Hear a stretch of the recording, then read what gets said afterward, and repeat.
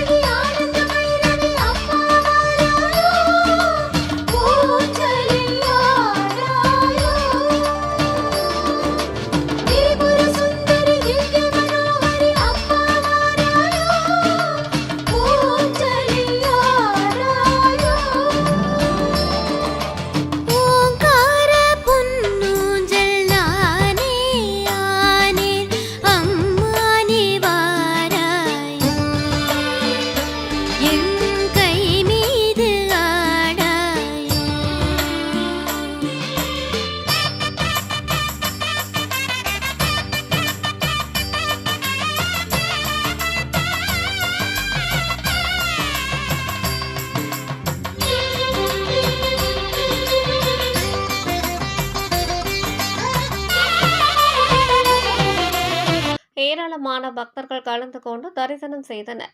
இந்நிகழ்ச்சி ஏற்பாடுகளை சிறப்பு கட்டளைதாரர் வி. செந்தில்குமார், வைஷ்ணவி, சுவாமி அலங்காரம் குடும்பத்தினர் சார்பாக சிறப்பாக செய்திருந்தனர். கலந்து கொண்ட பக்தர்கள் அனைவருக்கும் அன்னதானம் வழங்கப்பட்டது.